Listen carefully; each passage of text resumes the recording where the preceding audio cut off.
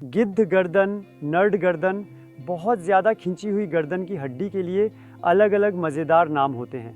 अगर आप प्रभावित हैं, हो सकता है कि आपको दर्द भी हो, तो आपको ये शायद बिल्कुल भी मज़ेदार नहीं लगेगा। मैं तुम्हें ये व्यायाम समझाऊंगा और ईना उन्हें करेगी। ध्यान से देखो और फिर तुम वीडियो के बाद उन्हें आराम से कर सकते हो। पहले अभ्यास के लिए मुझे कुछ विस्तार से समझाना है। इस अभ्यास में हम छाती की रीढ़ की हड्डी की सही स्थिति और स्वरूप पर ध्यान देंगे, क्योंकि कुबड़ वाली गर्दन गोल पीठ के बिना नहीं होती। सीधे खड़े होकर थोड़ी सी झुकें, तब आप ऊपर की ओर देखना शुरू करेंगे। तो गिद्ध गर्दन सिर्फ इसलिए विकसित होती है क्योंकि आपकी पीठ गोल होती है और फिर आप सीधा देखना चाहते हैं। इसीलिए हमें उसे पहले हटाना होगा, और यह है अभ्यास नंबर 1। अगर वह आपके पास नहीं है तो आप बस किताबें ले लें। छोटे आकार की सबसे अच्छा होगा पॉकेट बुक्स, जो किनारों पर थोड़ा झुक जाती हैं और बहुत सख्त नहीं होती। और फिर तुम उन किताबों को इतनी परतों में रखते हो कि वह ऊंचाई मिल जाए जो तुम्हें खींचे। इना, स्थिति में आओ और अपनी पीठ को सहारा देने के लिए उस उपकरण का उपयोग करो। और अब सबसे पहले यह देखना है कि पीठ के सहारे का उपयोग करें या फिर किताबों के ढेर का। तुम्हें देखना होगा कहाँ पर रखोगे, जिससे तुम्हें बेहतर और बड़ा सबसे ज़्यादा खिंचाव महसूस हो, जहाँ आपको लगे कि मुझे सीधा होना पड़ेगा। और फिर आप सबसे चौड़ी स्थिति से शुरू करते हैं। अपने हाथ अंदर लाते हैं, क्योंकि पट्टी यह सुनिश्चित करती है कि कोहनियाँ अच्छी तरह से पूरी तरह खींची हुई हों, और आप धीरे धीरे हाथों को पीछे नीचे छोड़ दें। और ईना के साथ इसी में ये बिल्कुल ठीक से हो जाता है। ईना तुरंत ही सबसे तंग सेटिंग पर जाने की कोशिश करेगी। पूरी तरह से खींचो और फिर ये बहुत अधिक तीव्र हो जाता है। तो अब आपको महसूस होगा कि पूरी पीठ धीरे धीरे खींच रही है। अतिरिक्त फैलाव हो जाता है और यहाँ सामने सब कुछ धीरे धीरे ढीला पड़ जाता है। और इस स्थिति में तुम कम से कम 2, अगर संभव हो तो 3, और यदि तुम्हारे पास पर्याप्त समय हो तो 4 मिनट तक रुके रहो और बस ऊतक को ढील देने का मौका दो। क्योंकि समस्या ये है कि रीढ़ की हड्डी के चारों ओर इतने मजबूत बंधन होते हैं, ये इतने मजबूत होते हैं, और अगर ये गलत लंबाई में है, यदि ये छोटा हो गया है और दूसरी तरफ बहुत ज़्यादा लंबा हो गया है, फिर आपको इसमें काफ़ी ताकत लगानी होगी ताकि आप इस रूप को फिर से बदल सकें, क्योंकि आगे की ओर भी आपकी पूरी छाती की हड्डियां जुड़ी होती हैं। तो गोल पीठ को सीधा करने के लिए तुम्हें वास्तव में छाती को भी सीधा करना होगा। तभी पसलियाँ जो इससे जुड़ी हैं को आकार बदलना होगा। इसीलिए यह एक बहुत ही बुनियादी प्रारंभिक अभ्यास है। वास्तव में आपको किसी और तरीके से शुरू करने की आवश्यकता ही नहीं है, क्योंकि आप इन सिकुड़ों के खिलाफ कभी भी पर्याप्त ताकत नहीं लगा पाएंगे। यह अभ्यास नंबर 1 है। दूसरे अभ्यास के साथ हम सीधे गर्दन की खिंचाव को बढ़ाएंगे, जो गिद्ध गर्दन में इतनी सिकुड़ी होती है। हम इसे इनर गैंस गेराडे सेट्स पर दिखाते हैं। पीठ पूरी तरह सीधी होनी चाहिए।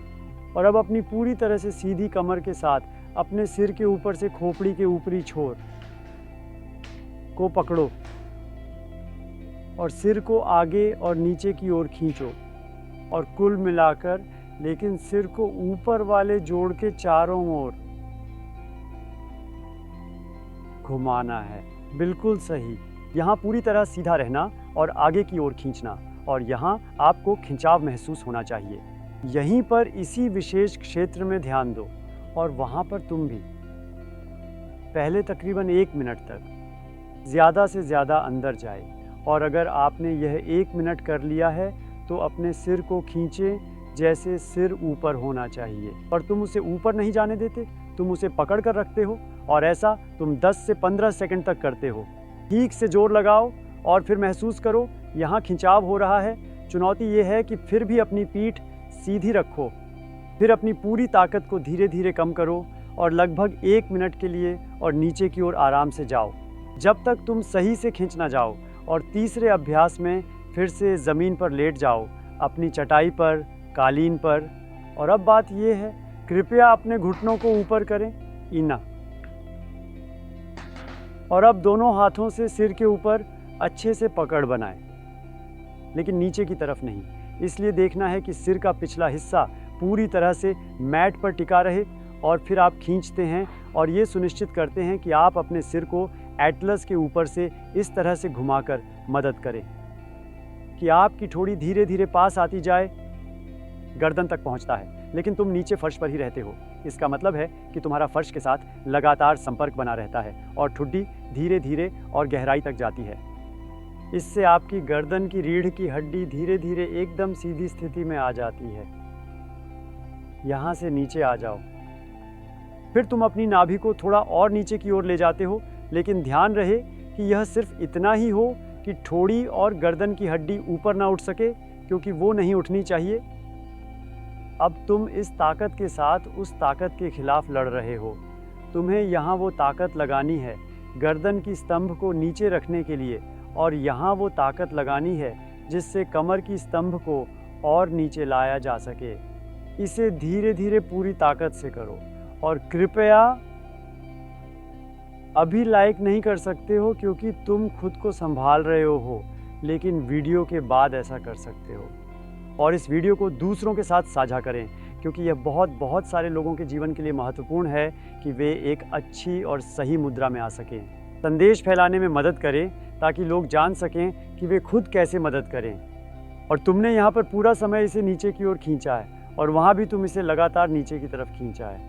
और ये वो शक्ति प्रशिक्षण है जिससे तुम इस गोल पीठ की स्थिति से बाहर आकर और फिर गर्दन की रीढ़ की हड्डी के अधिक खिंचाव से धीरे धीरे बाहर निकल सको। गर्दन की अकड़न और दर्द के लिए यहाँ तुम्हें एक उपयुक्त और असरदार रूटीन मिलेगा। और नीचे आप हमें सब्सक्राइब कर सकते हैं, और हम यही चाहते हैं, है ना? और ऊपर लाइक कृपया, अच्छा होगा। यहाँ होना अच्छा अनुभव था। धन्यवाद ईडा, फिर से मिलते हैं।